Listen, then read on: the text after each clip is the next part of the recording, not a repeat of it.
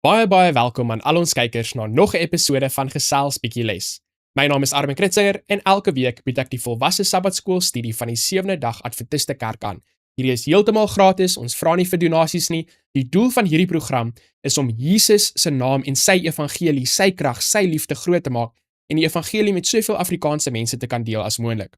As jy graag hierdie program wil ondersteun, klik asseblief vir ons op die like knoppie, lewer groot asseblief vir ons kommentaar, al is dit iets eenvoudig soos amen, dankie, van waar jy af luister. Ons waardeer dit baie, dit wys vir YouTube dat jy glo hierdie video is die moeite werd en YouTube sal dan hierdie video aan nog meer en meer Afrikaanse mense adverteer. Voordat ons in hierdie week se les gaan inspring, kom ons sluit ons oë vir 'n woord van gebed. Ons Vader wat in die hemel is, baie dankie dat ons hierdie week weer bietjie tyd kan neem om les te kan gesels. Ons vra vir die gawe van die Heilige Gees om nou saam met ons te wees, om ons te leer wat waar is, sodat ons meer en meer soos Jesus kan wees. Ek bid en ek vra dit alles in Jesus se naam alleen. Amen. So liewe kykers by die huis, ek is terug van Suid-Afrika af, 'n wonderlike tyd. Baie dankie vir al julle gebede. Ek het wonderlike gesprekke gehad, 1-tot-1 met jong mense en volwassenes, waar ons oor spesifieke dinge kon praat en waar keuses gemaak is vir Jesus, vir sy waarheid, teen sonde. Dit was baie goeie ondervinding gewees. Baie dankie vir al julle gebede.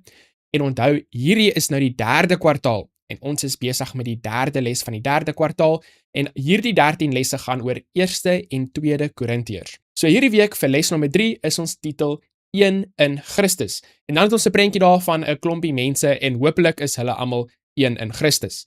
Nou op Sabbatmiddag is ons geheeteks daarso uit 1 Korintiërs hoofstuk 1 vers 10 waar die Bybel vir ons sê: "En nou, broers en susters, pleit ek by julle in die naam van ons Here Jesus Christus om eendragtig saam te staan, een in julle oortuigings. Daar mag nie groepvorming onder julle wees nie. Julle moet van harte saamstem in julle denke en in julle visie." 'n bietjie later in die les gaan ons presies gesels oor wat dit kan beteken. My Afrikaans is nou nie so goed nie, so toe ek daai woord eendragtig gelees het, dan klink dit amper soos, jy weet, hulle sê mos diere is dragtig en sulke tipe goeters, maar nee, hierdie week se les gaan oor eenheid, oor samesyn of die eendrag van God se mense. Ek seker jy het al baie preke, baie lesings en baie gesprekke daaroor geluister en ons bid en ons hoop dat hierdie week gaan dit of vir ons herinner aan daardie belangrike dinge wat ons al reeds geleer het en miskien nie toepas nie, of miskien leer ons ietsie nuuts oor hierdie eenheid in Jesus, sodat ons meer en meer soos Jesus kan wees. Nou die les sê daarso vir ons op Sabbatmiddag: enige een wat wilde diere waarneem, weet dat party van hulle in troppe, skole of swerms saam woon. So toe ek nou in Suid-Afrika was dit wonderlik geweest. Ek het baie tyd spandeer, nie net met die kerkse dinge en mense gaan besoek by hulle huise daar rondom Johannesburg en so aan nie, met my familie kon ek tyd spandeer, maar ook baie tyd daarso in die natuur, bietjie vir die diere gaan kyk, en soos wat Sabbatmiddag se les hierso vir ons sê, ek kon diere sien in troppe en in skole en in swerms. So, met net die grootte van elke spesies in wat varieer, van wolwe tot dolfyne tot swermmiere, groepvorming en saamstaan is wat hulle doen. Dan gee hulle vir ons 'n voorbeeld daarso van sjimpansees, is veral bekend vir hul geweldige, gehegte, maatskaplike bande, met groepe van uit 15 tot 150 lede.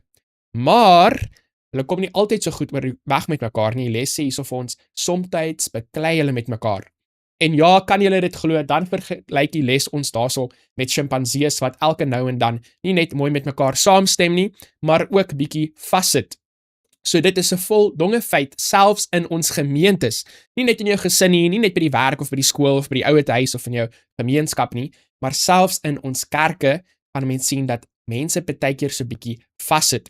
En dan sien ons hierso 'n terme wat die les hierso van praat, wat ons 'n paar keer gaan sien in hierdie week se les, 'n klieke. Of die Engelse mense sê ook mos nou maar basies 'n kliek. So daar's hierdie klieke wat vorm en dikwels is hulle gebaseer rondom een of ander karismatiese leier. En veel erger, die een kliek kom nie met 'n ander oor die weg nie en dan is daar hierdie binnengevegte wat ons sien in die kerke. Hierdie groepie teen daai groepie en hierdie leier teen daai leier en nee, hierdie ene moet die ouderling wees, hierdie een moet die hoofouderling wees, hierdie magstryd as ons dit amper so kan stel. Dan vra die les vir ons, het jy al ooit in jou gemeente so ietsie beleef? So dit is natuurlik 'n vraag wat jy vir jouself kan vra, maar ek kan sê, uit die seker 20 gemeentes wat ek al ooit besoek het, al 30 van hulle het hierdie klieks of hierdie groepies gehad wat nie altyd so lekker met mekaar oor die weg kom nie. So indien wel, het jy 'n benul waarmee Paulus in Korinthe te kampe gehad het. So hierdie is nie 'n nuwe ding, hierdie kliks nie. Selfs in die Bybelse tyd, 2000 jaar terug, in Korinthe was daar soortgelyke probleme gewees. En die goeie nuus is dan, hierdie week gaan ons kyk na 1 Korintiërs hoofstuk 1 tot 4 en Paulus gaan nie net praat oor hierdie spesifieke probleem nie, maar liewe kyker, ek het goeie nuus vir jou en vir my, hy gaan ook 'n bietjie vir ons oplossings gee. En natuurlik, dit is waar ons wil gesels, nie net oor die probleme nie, maar hoe kan ons hierdie probleme oplos? So Sondag se titel vir hierdie week se les is die probleem van klieke in die kerk. En ek seker daar's baie probleme, so ons gaan nie tyd hê om op almal van hulle te fokus nie, maar ons gaan probeer om die belangrike punte uit te haal. So let op Paulus se beroep, dan haal die les weer vir ons daarso uit ons geheue-teks uit vir hierdie week, 1 Korintiërs hoofstuk 1 vers 10. Daar moet geen verdeeldheid onder julle wees nie. Julle moet een wees in dieselfde gesindheid en met dieselfde oortuiging. Nou ek sal eerlik wees, ek hou eintlik bietjie meer van hoe die Afrikaans dit hierso vir ons verduidelik of sê, as wat die Engels dit self vir ons sê. Ek dink die idee word so mooi oorgedra hierso in die Afrikaans. En ons gaan bietjie meer daar gesels in hierdie week se les. So hierso het ons die tema wat 'n hele 4 hoofstukke van 1 Korintiërs in beslag neem.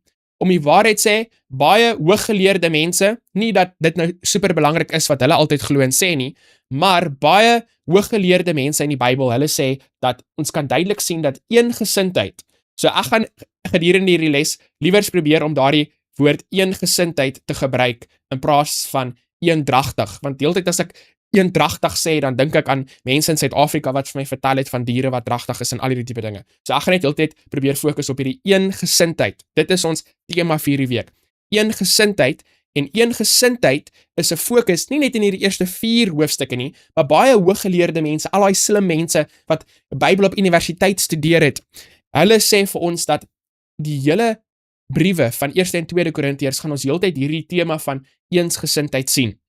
Nou ek glo nie dit is waar net omdat hulle dit so gesê het nie.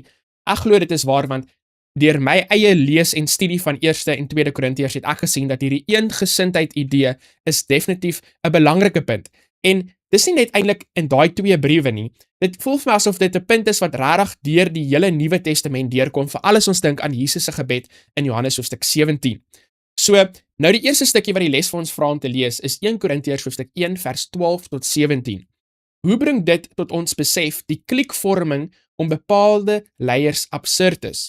Wat is Paulus se oplossing vir die probleem? So om met 'n eenvoudige kleuterskool Afrikaans te sê, ons gaan nou hierdie stukkie lees, 1 Korintiërs hoofstuk 1 vers 12 tot 17. Hoekom is hierdie klikvorming of om sekere leiers te volg, hoekom is dit nie 'n slim idee nie? Hoekom is dit dwaasheid? En wat is Paulus se oplossing op hierdie probleem? So ons begin daar in 1 Korintiërs hoofstuk 1 vers 12 tot 17. Ek lees ons eerste 2 verse eers. Ek bedoel dit dat elkeen van julle sê, ek is van Paulus en ek van Apollos en ek van Sefas en ek van Christus. Is Christus verdeel? Is Paulus miskien vir julle gekruisig? Of is julle in die naam van Paulus gedoop?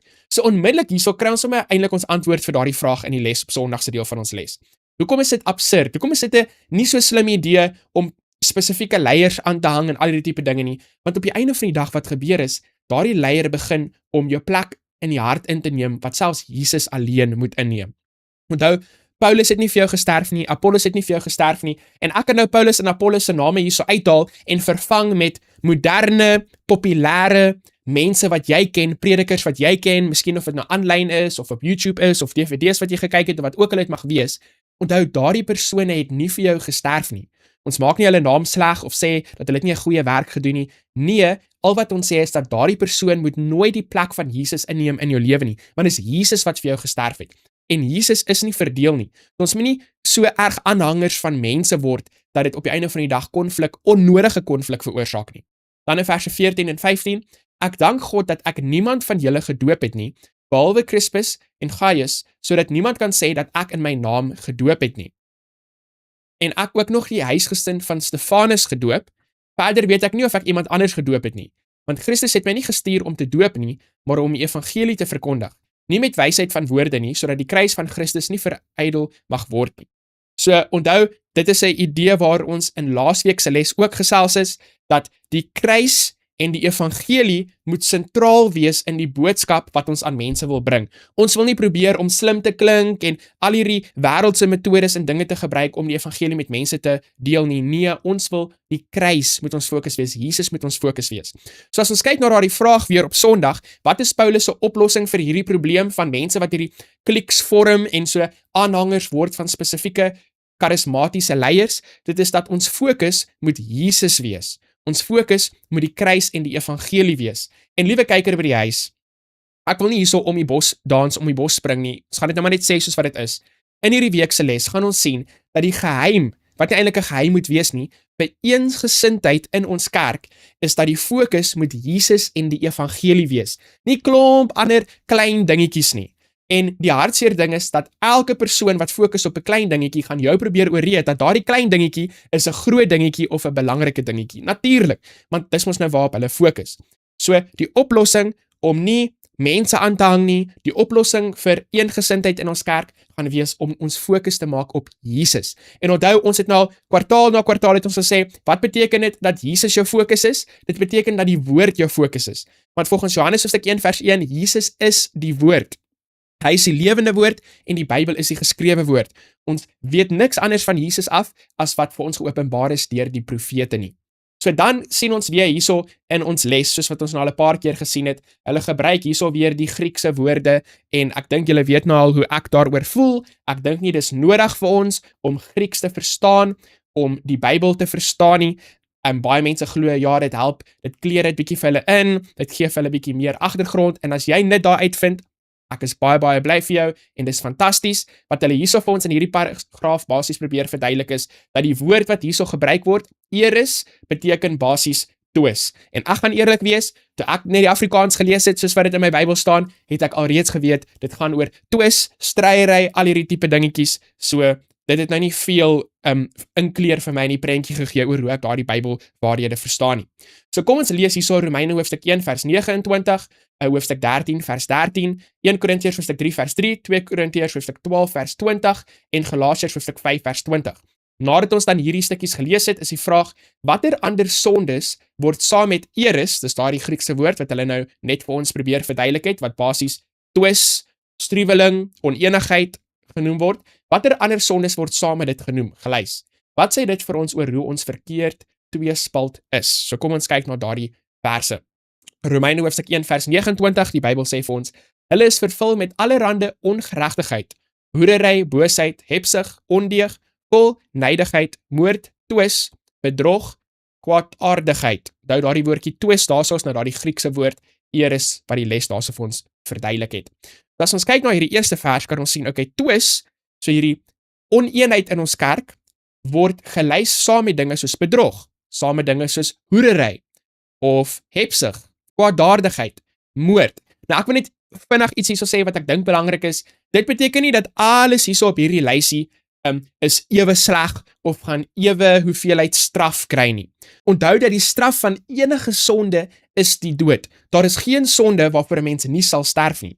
Maar alle sondes is nie gelyk in die Here se oë nie. Hoe weet ons dit? Behalwe dat ons dit sien in boekies soos Skrede na Christus, sien ons dit byvoorbeeld waar Moses sê dat hulle het 'n groot sonde gesondig teenoor die Here, die Israeliete. Dat daar's verskillende straf wat uitgedeel word vir die sondes wat die mense gepleeg het. So almal van hulle mag nie noodwendig dieselfde vlak van slegheid wees nie, maar die punt is dat hulle almal is sleg. En of dit nou 'n klein sonde is of 'n groot sonde is, die loon van die sonde is dood, dit bly die dood. So wat ek kan sien uit hierdie vers 29 uit, is dat al mag dit miskien nie so erg soos hoerery wees of moord wees nie, of miskien is dit, maar dis behalwe die punt.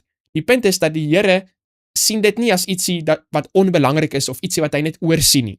En ongelukkig is hoe ons dit baie keer so hanteer, dat ons fokus miskien op moord of op bedrog, maar ons praat nie baie oor twis, mense wat onnodig twis in die kerk veroorsaak nie.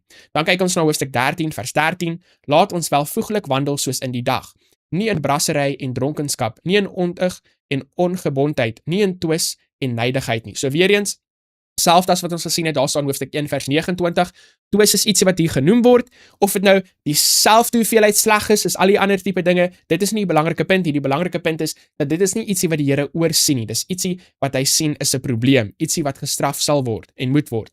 1 Korintiërs hoofstuk 3 vers 3, omdat julle nog vleeslik is, want aangesien daaronder julle jaloersheid en twis en tweedrag is julle nie vleeslik nie, en wandel julle nie na die mens nie. So as ek na hierdie vers kyk, wat dit vir my sê is, mense wat onnodige twis veroorsaak, is nog nie bekeerd nie. Hulle is nog nie in 'n reddende verhouding met Jesus nie, want Jesus is nie die fokus nie. Daar's ander tipe dinge waarop hulle fokus. Onthou, ek sê hierso onnodige twis. Want selfs Jesus wat alles perfek gedoen het met die grootste liefde, daar twis ontstaan omdat die mense net nie na die waarheid wou luister nie. Maar ek praat spesifiek hierso van mense wat onnodige twis veroorsaak. Dan 2 Korintiërs hoofstuk 12 vers 20, want ek vrees dat ek julle by my koms miskien nie sal vind soos ek wens nie, en dat ek deur julle gevind sal word soos julle nie wens nie, dat daar miskien sal wees twis, jaloersheid, toornigheid, verdeeldheid, kwaadsprekery, nuusdraery, verwaandheid, wanorddelikheid. So weer eens, twis wat hierso genoem word, daai Griekse woord eris, is ietsie wat nie oorgesien word nie. Is ietsie wat 'n probleem is, ietsie wat aangespreek moet word, ietsie wat aangewerk moet word in ons lewens, ietsie wat uitgeroei moet word. Dan in Galasiërs hoofstuk 5 vers 20, die laaste versie wat ons na kyk vir hierdie stukkie, afgodery, towery, vyandskap, twis, jaloersheid, toornigheid, naaiwer, tweedrag, partyskap. So miskien partykeer hoor jy 'n preek oor afgodery, of miskien hoor jy 'n preek oor towery, miskien nie eers meer in vandag se wêreld nie. Maar ek dink die kans dat jy preke oor al daai tipe dinge gaan hoor, is miskien baie hoër as wat jy 'n preek gaan hoor oor mense wat onnodig twis veroorsaak. So ek sal sê, dit is die hoofgedagte wat ek hierso uit wegneem uit hierdie spesifieke vraag van die les uit is, dat twis, om onnodige twis en oneenheid te veroorsaak, is ietsie wat die Bybel as iets ernstig sien. Ietsie wat aan gewerk moet word, nie ietsie onbelangrik nie. So let op Paulus se rede waarom hy hierdie kwessie oor hofsaake tussen gelowiges aanroer. So wat het basies gebeur? Die gelowiges het mekaar begin roer in die howe, hoe ook al mense dit in Afrikaans sê, van die wêreld. En so selfs die mense in die wêreld was geskok geweest en gesê, hey, kyk, hierdie Christen mense is besig om mekaar te stoei in die regering se howe, wat ook al mense in Afrikaans sê. Hy sê, ek sê dit om julle skaam te laat kry. So erg was die twis, so erg was die oneenheid tussen God se mense gewees. Die probleem van oneenigheid onder lidmate was en is uiters kommerwekkend. Dit het Paulus so benoud gehad dat dit die heel eerste kwessie was wat hy besluit het om in hierdie eerste sendbrief aan die Korintiërs aan te roer. Want dit lyk vir my asof as ons oor ander dinge gaan gesels en aan ander dinge gaan werk, is die eenheid in die kerk ietsie wat baie, baie belangrik is, 'n fondasie waarop ons sal moet bou, sodat ons almal saamloop met Jesus, saam wandel met Jesus, en dan lyk dit asof baie van die ander probleempies hulle self sal uitsorteer. So die les sê dan vir ons, kyk weer daarso na 1 Korintiërs hoofstuk 1 vers 12 tot 27, dit is daai deel wat ons nou net gelees het oor, ek is van Paulus, ek is van Petrus, ek is van Apollos. Bepeins die volgende, kliekvorming hou 'n groot gevaar vir kerkeenheid in. Hoe help hierdie skrifgedeelte mens om die erns van die saak te verstaan? Wat kan julle plaaslike gemeente doen ten einde hierdie probleem te vermy? So uit die konteks, daar's uit 1 Korintiërs hoofstuk 1 vers 12 aan, sal ek sê 'n probleem is wanneer mense aanhangers word van 'n spesifieke persoon. Wanneer hulle sê, ek gaan nie myself laat doop behalwe as hierdie persoon my gaan doop nie. Of ek gaan nou maar net elke Sabbat na die kerk toe gaan waar hierdie persoon gaan preek. En so word ons aanhangers van mense, en wat gebeur dan? As daardie persoon eendag besluit om die kerk te verlaat, of om 'n leerstelling aan te hang, wat nie Bybels is nie, dan lei dit baie mense op die verkeerde pad. So die tweede deel van daardie vraag, aan die einde van Sondag, is dan, wat kan ons plaaslike gemeentes doen, ten einde om hierdie probleem te vermy? Wat kan ons doen? Ons kan seker maak, dat mense se fokus is op Jesus, en nie op ander mense nie. Dat ons maak nie charismatiese leiers, die voorbeeld en die A, B, C, D tot en X, Y, Z van ons gemeente nie, maar dat almal word waardeer, almal se sieninge word na geluister, en op die einde van die dag word alles vergelyk met die Bybel, om te kan sien wat waar is. Maandag se titel is, Jesus is die middelpunt, en dit is nou 'n gedagte wat ons al 'n hele paar keer oor gepraat het sover. So kom ons kyk weer na 1 Korintiërs hoofstuk 1 vers 10, onthou dit is ons geheuevers. Wat dink jy bedoel Paulus met die vermaning, julle moet van harte saamstem in julle denke en in julle visie?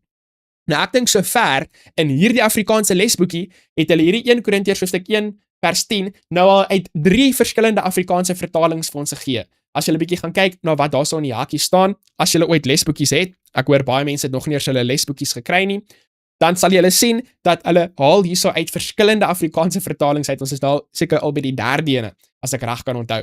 So ek gebruik maar die ou Afrikaanse vertaling gewoonlik, dis nou maar wat ek gewoond aan is.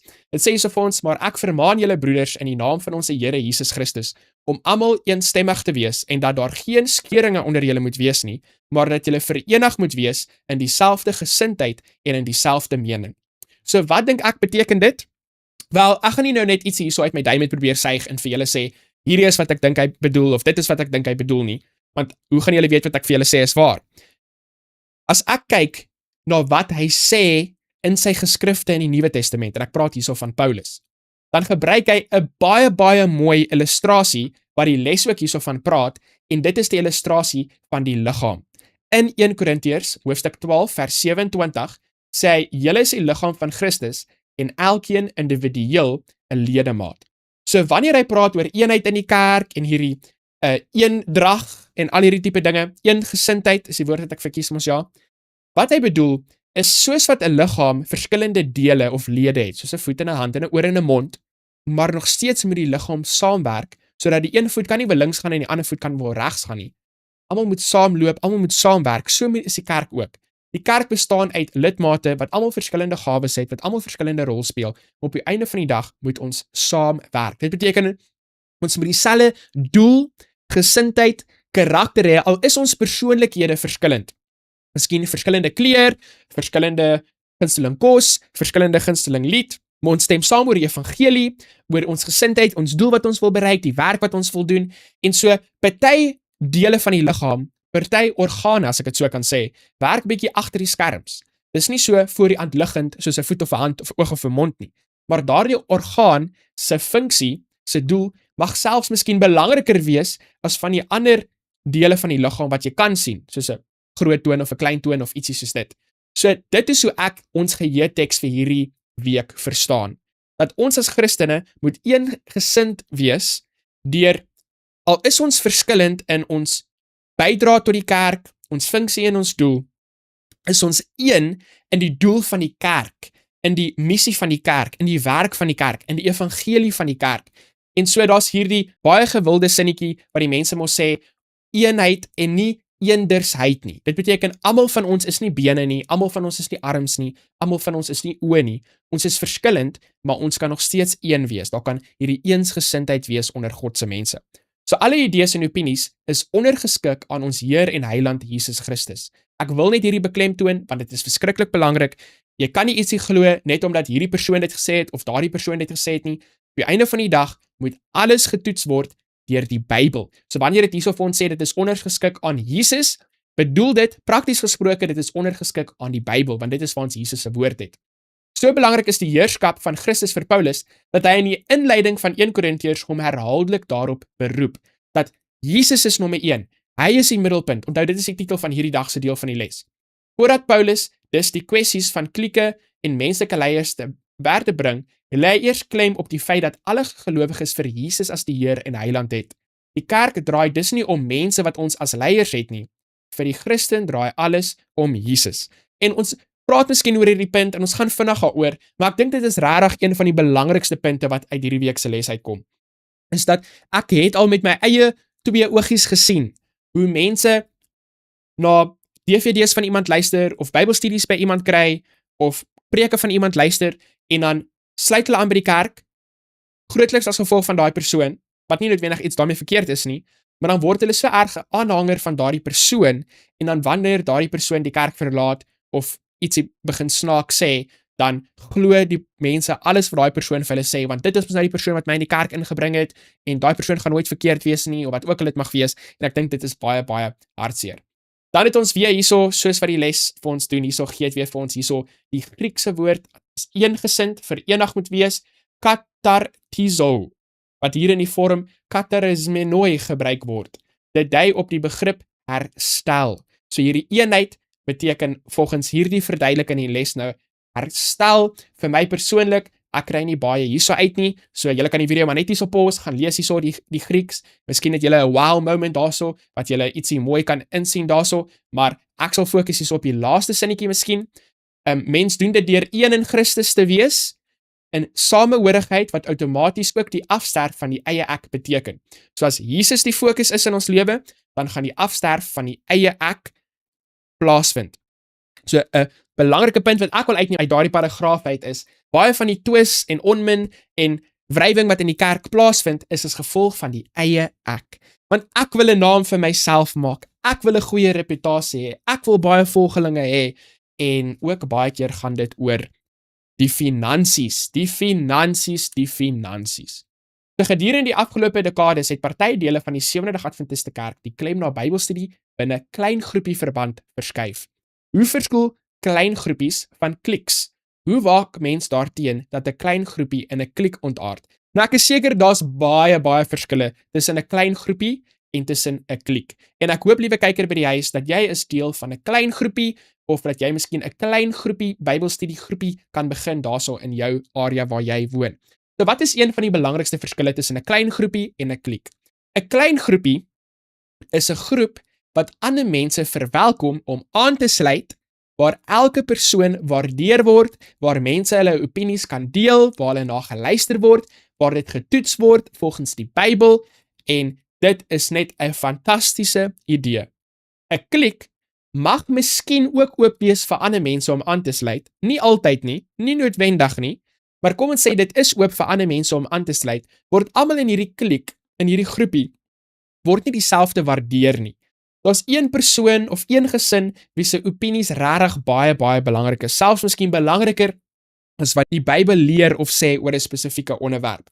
En so almal word nie dieselfde waardeer nie, almal se idees en opinies word miskien nie geluister nie, en so is dit 'n bietjie van 'n eksklusiewe groep, as ons dit so kan stel. So hoe kan 'n mens waak daarteen, sodat ons liewers klein groepies kan hê en nie kliks nie, is dat die fokus moet nie op 'n spesifieke persoon of op 'n spesifieke gesin wees nie, maar almal moet geleentheid gegee word om saam te kan studeer, saam te kan praat, en almal moet selfde waardeer word, selfde belangrikheid gesien word in hierdie groepie. So Dinsdag se titel is Wysheid en Volwassenheid.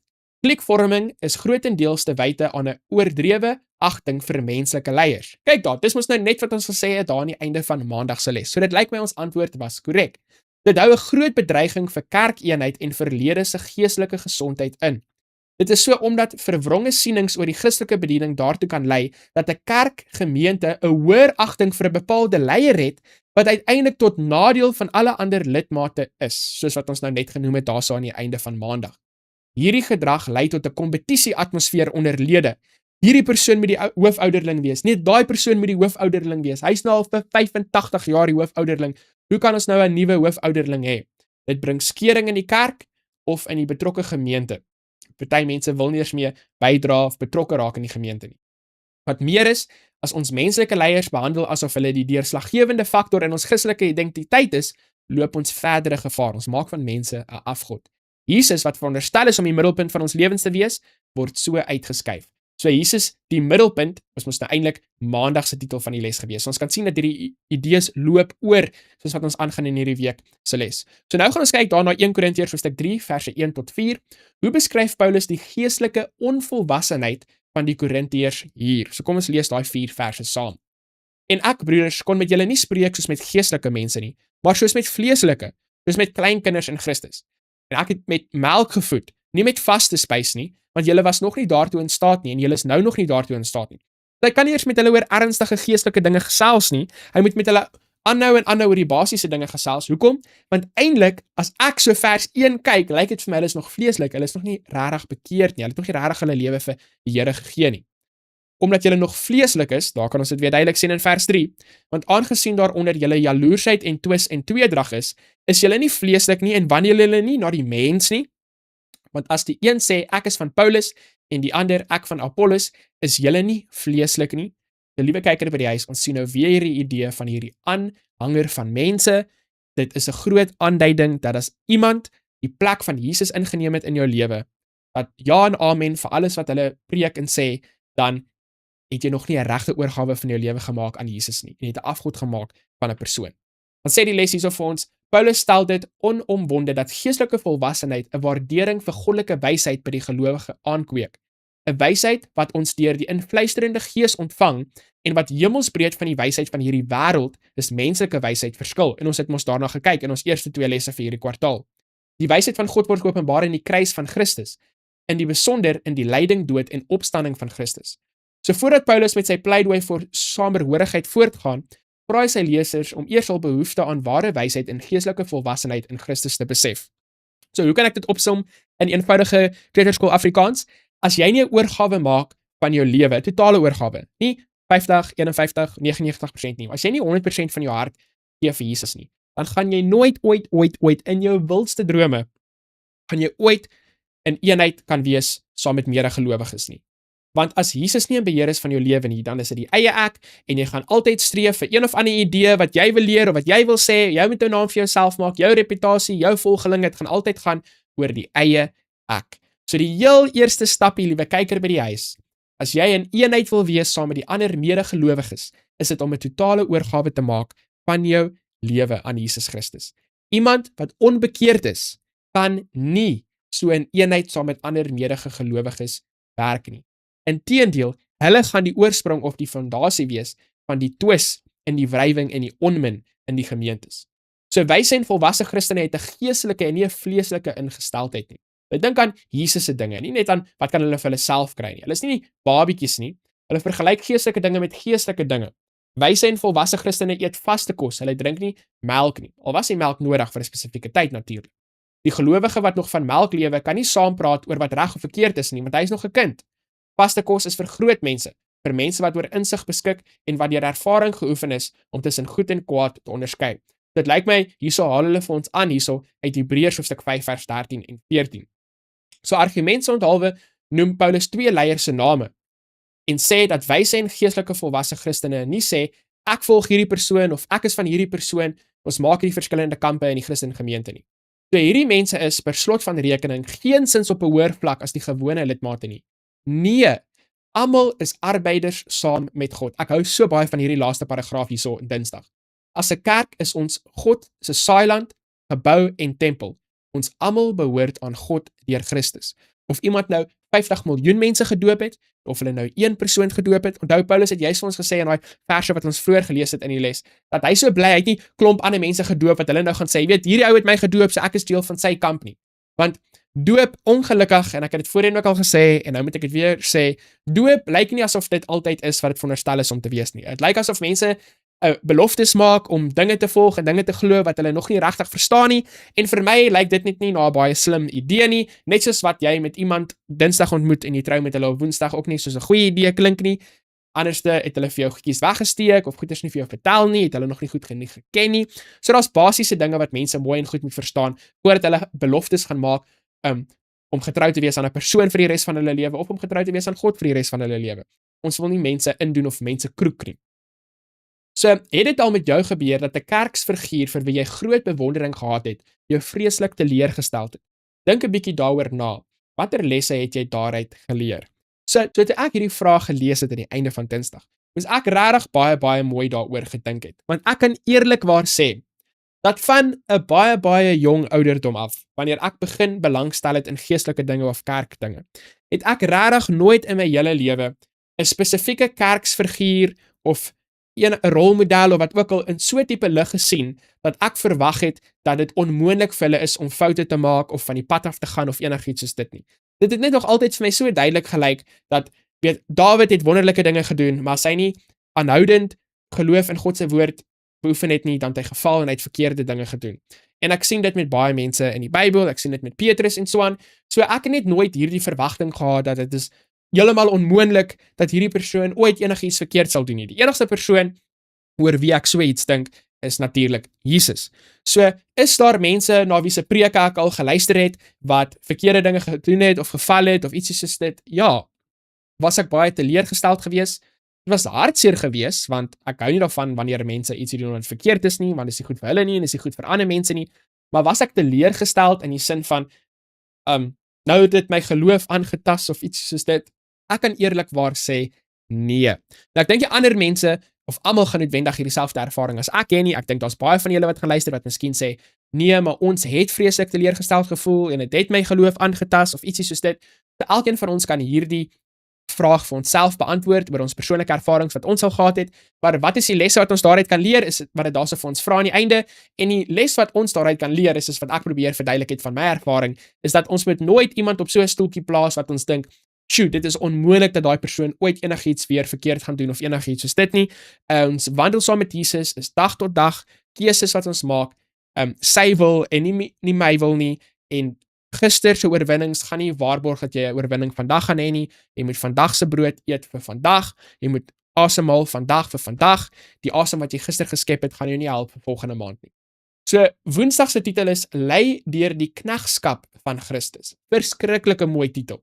So kom ons lees daarso 1 Korintiërs hoofstuk 4 verse 1 en 2 en die vraag is dan, wat volgens hierdie gedeelte is 'n gesonde beskouing van menslike leiers? So onthou, ons het nou klaar gesê, dis die eie ek wat dikwels onmin in die kerk veroorsaak, twis en wrywing, en dis om mense op 'n spesifieke stoeltjie te plaas wat dit veroorsaak. So wat sê die Bybel hierso vir ons is 'n gesonde manier om na menslike leiers te kyk.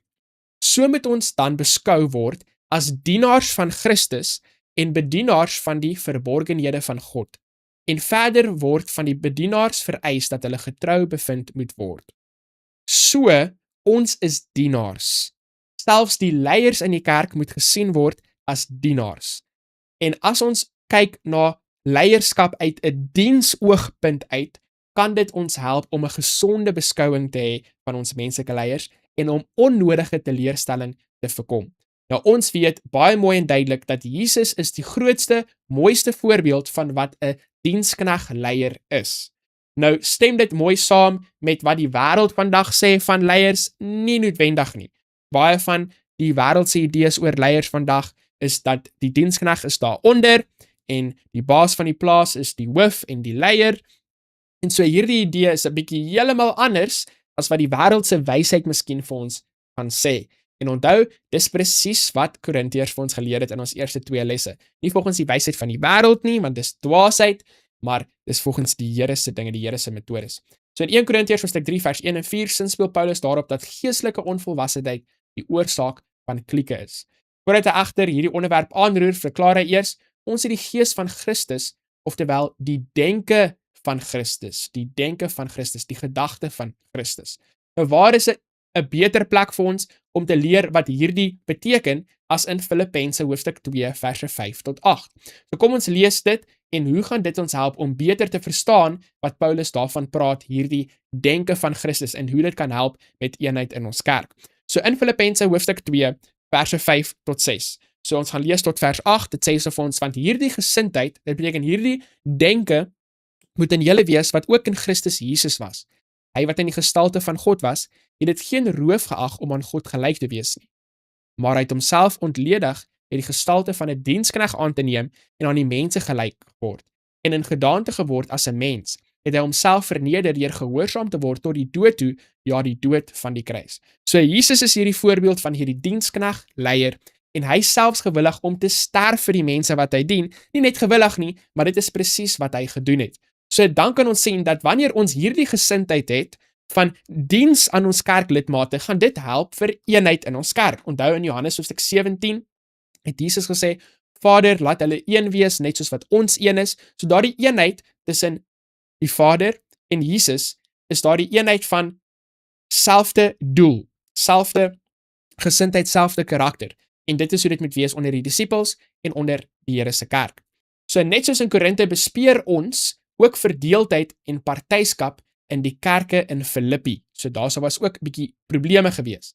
Filippi hoofstuk 2 vers 1 tot 8, Filippense toon dat Christus se vorm van knegskap die erfsterf van die eie ek en van selfsugtige ambisies beteken. Dat mens net soos Jesus liewers ander eerste stel deur hulle tot seën te wees.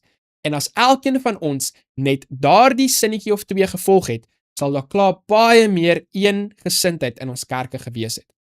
Christus gerigte knegskap is wat Paulus met die sinsnede dienaars van Christus wou tuisbring. Hierdie sinsnede dui daarop dat leiers eintlik Christus se assistente of ondergeskiktes is.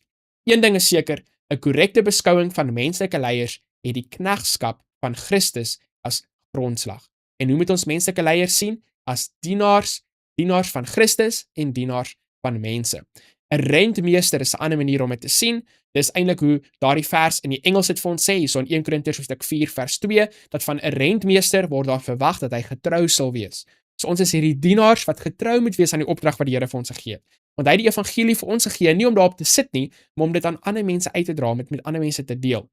So alles waaroor ons beskik, behoort in elk geval aan Christus. So dit beteken nie, daai persoon is so slim en dis hoekom hulle Bybelwaarheid verstaan nie, net soos wat jy Bybelwaarheid by iemand anders geleer het, net so het hulle heel moontlik ook Bybelwaarheid by iemand anders geleer. So al die Bybelwaarheid en alles wat ons het en alles wat ons is, behoort aan die einde van die dag aan Christus en ons is rentmeesters daarvan en ons moet dit alles gebruik om te dien sy kerk en sy mense.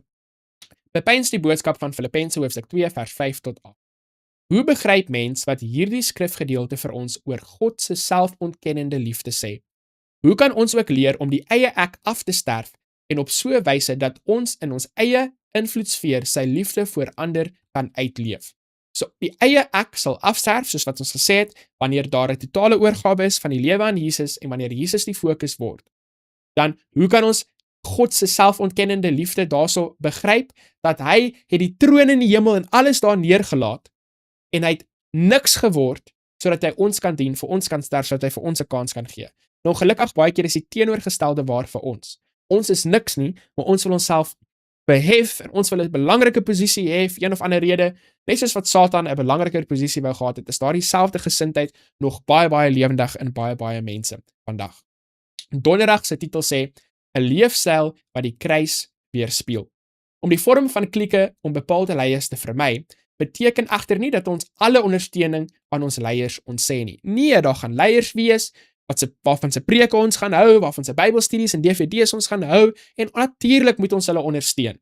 Ons is veronderstel om elkeen wat by kerkwerk betrokke is te help en te waardeer. Amen, dit is reg, dit is waar. God gee ons die opdrag om sy werk hier op die aarde te doen. Kerkleiers wie se leefstyl die opofferings van Golgotha weerspieël, is ons aandag en navolging waardig. Dit is baie waar. Ek dink die probleem is egter dat daar is baie mense wat voel dat dit is moeilik om kerkleiers te vind wat daardie opoffering van Golgotha weerspieël. Is dit moontlik? Dit is moontlik om hulle te vind as hulle totale oorgawe gemaak het van hulle lewe aan Jesus en hulle is regtig bekeerd, dan sal dit gesien word in hulle lewe. Dit is so omdat slegs die kruis van Christus by magte is om enige vorm van 'n belerende beheer ongedaan te maak en met onderwerping aan die woord van God te vervang. Dit is so mooi. Die Christosentriese leier skryf enige sukses wat in sy of haar bediening behaal word aan God alleen toe. So liewe kyker by die huis, hier is vir jou 'n eenvoudige litmus test. 'n maklike manier om te sien of is hierdie 'n leier wat ek moet ondersteun, navolg of is dit nie. Nou wie gaan al die glorie en al die eer? Volg waarheen die eer en die glorie gaan. Gaan dit oor God, God se kerk, God se werk of gaan dit oor daardie persoon se reputasie? Hulle naam, hulle het 'n hele bediening gebou rondom hulle spesifieke naam en wie hulle is. En ook 'n ander manier hoe jy kan kyk is, volg maar net die geld. Want die liefde van geld is die wortel van alle kwaad. En so sal ons kan sien, wanneer mense lewe vir die eie ek, gaan geld en die liefde van geld gaan gewoonlik daarmee saam, hand aan hand. So volgens Paulus het elke getroue Christelike bediening die sogenaamde boodskap van die kruis as grondslag. Ons het 'n hele keer al daaroor gepraat, nie net in hierdie les nie, maar ook in les 1 en 2. Die kruis is die evangelie, dit is wat ons daarmee bedoel. Die evangelie is die goeie nuus hoe mense vry kan wees van die slawerny van sonde. Die kruis van Christus is God se openbaring van sy wysheid in 'n reddingsmag aan die wêreld. Redding van wat? Redde van die slawerny van sonde. Dat mense kan veranderd wees, jy kan 'n nuwe mens wees. Jy hoef nie te aanhou om dieselfde goeders in te val elke liewe dag nie. Jesus kan jou verander en jou nuwe mens maak. Daar's hoop. Terselfdertyd ontbloot dit ook die dwaasheid van menslike wysheid. So, ten eerste noem Paulus dat God vasstel wat die standaarde vir Christelike leierskap is. Ten tweede wys hy daarop dat lyding die kenteken van ware Christelike bediening is. Hierdie tweede een is 'n waardevolle punt wat beslis verken behoort te word. So kom ons kyk daar na 2 Korintiërs hoofstuk 11 vers 23 tot 28 en dan Kolossense hoofstuk 1 vers 24. Wat beteken dit volgens hierdie skrifgedeeltes om vir Christus te ly? So ons sien daarso is hulle dienaars van Christus. Ek praat in uitsinnigheid, ek nog meer, in arbeid oorvloediger, in slaap hoor die maat, gevangenskap baie meer, in doodsgevare dikwels. 5 maal het ek van die Jode ontvang 40 houe op een na. 3 maal is ek met stokke geslaan, Eenmaal is ek gestenig, 3 maal het ek skipbreek gelei, 'n nag en 'n dag het ek op die diep water deurgebring, dikwels op reis, in gevare van riviere en gevare van rowers, in gevare van my volk, in gevare van die heidene, in gevare in die stad, in gevare in die woestyn, in gevare op see, in gevare onder valse broeders. Liewe kykers by die huis, as ons net kyk hierso na vers 25 en 26, kan ons klaar sien, dis woes. Dis woes. Kyk daarso. Eenmaal is hy gestenig, hulle het gedog hy is dood en hulle het hom net daar gelos. 3 maal skipbreek gepleeg. Hoeveel keer is hy geslaan met stokke? Hoeveel keer is hy geslaan deur die Jode? Hy moet vlug vir sy eie mense. Hy moet vlug vir die mense wat nie sy eie mense is nie. En die stede is hy nie veilig nie. Buite die stede is hy nie veilig nie. Op die riviere is hy nie veilig nie. Op die see is hy nie veilig nie. So definitief kan ons sien hy ly hierso, maar kyk net na vers 27 en 28. In arbeid en moeite, in slapelose nagte dikwels, in hongers en dors, dikwels sonder ete, in koue en naaktheid. Behalwe dit alles my daaglikse bekommernis, die sorg vir al die gemeentes. So, die vraag is daarso, wat beteken dit volgens hierdie skrifgedeeltes om vir Christus te ly? Beteken om vir ander mense te dien, vir ander mense te werk, om vir ander mense te ly, nie vir jouself nie, maar jy ly vir Jesus en vir ander mense. Dis wat ons hierso kan sien. Kolossense hoofstuk 1 vers 24, nou verbly ek my in my lyding vir julle en vul in my vlees aan die oorblyfsels van die verdrukking van Christus vir sy liggaam, wat die gemeente is. So oor en oor kan ons sien hierso, dat die lyding is in diens vir ander mense. So wanneer ons die eie ek een kant sit, omdat Jesus die fokus is, omdat ons 'n totale oorgawe gemaak het van ons lewe aan Jesus, dan kan ons sien hoe hierdie gaan kan waar wees in ons lewens. Christelike leiers volg in Jesus se voetspore, derhalwe is hulle bereid om vir hul medebroers en susters te ly, en indien nodig om self vir hulle te sterwe, presies soos wat Jesus gedoen het. Dan die vraag aan die einde van donderdag daarso is, hoe baie het jy, ongeag jou rol in die kerk, al vir Christus gelei? Watter lesse het dit jou antwoord te bid? Nou, liewe kyker by die huis, elkeen van ons kan hierdie vraag vir onsself beantwoord, soos wat ek nou al 'n hele paar keer vir julle gesê het in vorige lesse en vorige kwartale ook. Ek hou nie daarvan om in die publiek te praat oor hoeveel ek al vir Christus gelei het of vir die waarheid gelei het of al hierdie tipe dinge nie. Ek wil dit nie laat klink asof die Christelike lewe so swaar en so moeilik is nie, want al daardie dinge wat ek deurgegaan het, was Jesus nog altyd saam met my. Hy het my deurgedra. My lewe vandag is absoluut fantasties. Ek is gelukkig, ek is tevrede, ek het vrede en so ek is net so dankbaar en so ek wil nie deelneem in een of ander kompetisie waar ons nou in die publiek gaan sê ek moes deur hierdie gaan vir Jesus of deur hierdie gaan vir Jesus of dit moes ek ly of dit moes ek opoffer of al hierdie tipe dinge nie. Nie dat ek sê dit verkeerd is nie, maar dit is net nie ietsie wat ek voel ek moet doen nie. As ek persoonlik met iemand praat wat deur 'n moeilike tyd gaan en ek het 'n storie wat ek met hulle kan deel om hulle aan te moedig dat ek al deur ietsie gegaan het, dan sal ek met hulle deel. Ek wil net nie in 'n lokval waar ons begin om mekaar te vergelyk oor wie het nou al die ergste gelei vir Jesus of vir die waarheid of ietsie soos dit nie. Ek voel net ek is baie gelukkig vandag. Die Here was nog altyd saam met my deur die moeilike tye, deur die goeie tye. Hy's baie goed vir my. Alles wat ek moes opgee in my lewe op die einde van die dag was die moeite werd gewees. Hy's getrou, hy's lief vir my en ek is net baie dankbaar vir my Christelike wandel saam met Jesus. So Vrydag haal hierso vir ons bietjie aan, sê vir ons om te lees uit Handelinge van die Apostels. Onthou ek het 'n aanhaling daarso die link in die beskrywing van hierdie video van Handelinge Apostels wat spesifiek gaan oor Korinte, gaan lees dit asseblief, dit gee vir ons baie mooi agtergrond. So hier is ons 2 aanhalings uit Testimonies for the Church wat ek vir ons gaan lees hier op Vrydag. Dit sê hierso vir ons en hierdie eerste paragraaf is een van die beste aanhalings van hierdie hele week se les. Dit sê hierso die eenheid en samehorigheid van God se oorblyfsel kerk, van die wat by die Bybelse leer hou, bring die wêreld op 'n kragtige wyse tot die besef dat hulle die waarheid het, dat hulle God se uitverkore volk en persoonlike eiendom is. Hierdie eenheid en eensgesindheid verboureer die vyand en hy is vasbeslote om 'n einde aan die se bestaan te bring. Dit is die heilige waarheid, oftewel die waarheid wat aan julle bekend gemaak is, wat van harte geglo en as voorbeeld uitgeleef word, wat God se volk verenig en wat 'n kragtige indruk op die wêreld maak. So wat gaan God se volk verenig en 'n indruk in die wêreld maak? As 2 dinge. Dit sê so vir ons, dit is om die heilige waarheid, of soos die Engelse mense sal sê, the present truth, dis om die present truth of die heilige waarheid in jou hart te glo, met jou hele hart te glo en dan in voorbeeld uit te leef. Dit is die 2 dinge. Glo die waarheid, glo die evangelie van Jesus, die ware evangelie en leef dit uit. Dit is wat die kerk gaan verenig. Dit is wat 'n kragtige indruk gaan maak op die wêreld. Hoekom? Want dis die eie ek wat die eenheid vernietig. En as ons die waarheid glo en ons leef dit uit, dan gaan die eie ek sterf en die enigste manier vir die eie ek om te sterf is deur Jesus Christus se krag alleen, die skepende krag in sy woord. Daar's geen ander wêreldse metode hoe dit kan gebeur nie. God lei sy kinders as volk uit geestelike Egipte. Gegrondves in die ewige waarheid begeer hy dat ons sal een wees. Christus het homself aan die wêreld gegee om vir homself 'n volk as 'n eiendom te reinig, ywerig in goeie werke. Hierdie verfyningsproses het 'n doel om die kerk van alle ongeregtigheid en van verdeeldheid en kopstampery te suiwer, sodat ons kan opbou in plaas van afbreek. Ook dat ons al ons aandag op die groot werk wat voor ons is, kan vestig. God het 'n doel dat al sy kinders in die geloof verenig moet word. Die gebed wat Jesus reg voor sy kruisiging gebid het, was dat sy disippels een moet wees, net soos hy en die Vader een is, sodat die wêreld kan glo dat die Vader hom gestuur het. Hierdie hartroerende en wonderlike gebed vind weerklank in elke eeu, selfs in ons sin. Jesus sê, ek bid egter nie net vir hulle nie, maar ook vir die wat deur hulle woorde tot geloof in my sal kom. Dit is verskriklik mooi. En baie keer dan dink ons, hoe gaan daar ooit geen verdeeldheid of kopstampery in ons kerk wees nie? Dieselfde een wat gebore is deur 'n maagd, wat op water geloop het, wat die visse en die broodjies vermeerder het, wat die blinde man laat sien het, hy is in die besigheid van onmoonlike dinge doen. Hy kan dit doen. Ons werk is net om 'n totale oorgawe van ons lewe aan hom te maak, 100%. So ons het 3 besprekingsvrae hier op Vrydag. Die eerste een is, teen die einde van Jesus se aardse bediening, bid hy vir eenheid onder sy disippels, dat hulle almal een mag wees, sodat die wêreld kan glo dat U my gestuur het. Waarom is eensgesindheid in Christus so 'n kragtige argument in gunste van die waarheid, dat God sy seun gestuur het om die wêreld van sonde te red?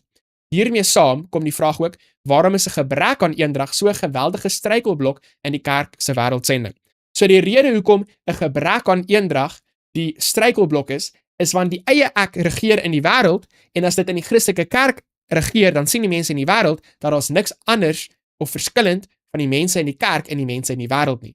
Nou wanneer die eie ek eenkant gesit word en Jesus die fokus is, en die enigste manier hoe dit kan gebeur is deur die skepende krag in God se woord, wanneer ons geloof sit in hom en ons maak 'n totale oorgawe van ons lewe aan Jesus, dan kan dit gebeur en dit is ietsie wat die wêreld nie kan doen nie, en so gaan hulle dan kan sien dat daar's ietsie anders. Want die wêreldse mense gaan altyd stry en beklei, want dit gaan oor die eie ek en reputasie en die liefde van geld en om 'n naam vir myself te maak en om hoeveel volgelinge ek kan hê, maar vir Christelike mense wat Jesus eerste maak in hulle lewe, dit gaan nie oor die eie ek nie, dit gaan nie oor die liefde van geld of vir al hierdie ander tipe dinge nie, so die wêreld gaan kan sien, dis 'n kragtige argument, want hulle is verlos van selfsug.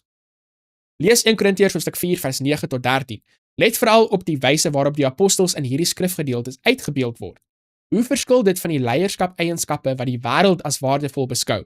Wat sê dit vir ons oor hoe hemelsbreed God se standaarde en die wêreldsin van mekaar verskil? So kom ons kyk wat dit vir ons sê.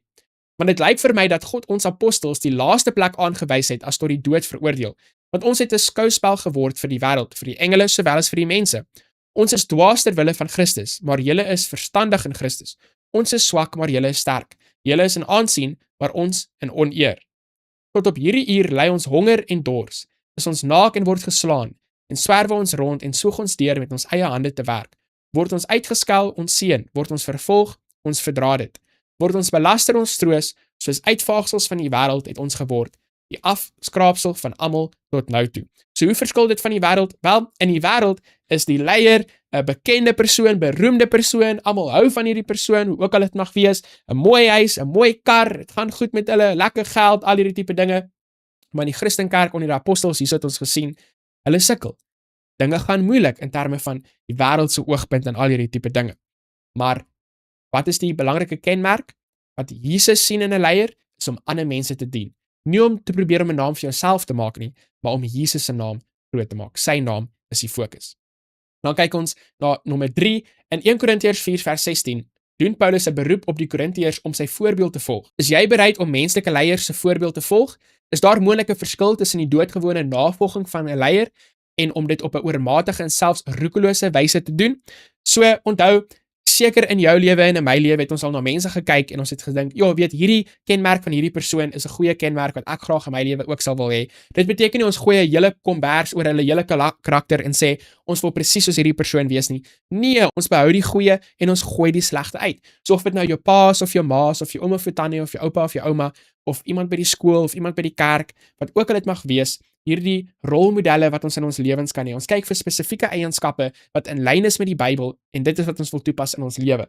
Maar dis nie 'n 100% kombers oorgooi oor alles, ons stem met alles met hulle saam nie. Nee, dit is nie hoe dit moet wees nie. Dis roekeloos, ons wil nie afgode van mense maak nie.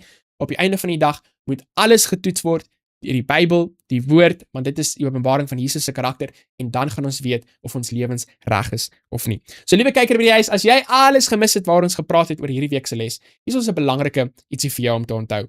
Dis die eie ek wat die wortel is van die probleem van ons onmin en twis en wrywing in ons kerke. Die feit dat ons almal probeer om 'n naam vir onsself te maak, ek wil bekend wees, ek wil beroemd wees, ek wil volgelinge hê, ek wil hê mense moet dink ek is slim of wat ook al dit mag wees.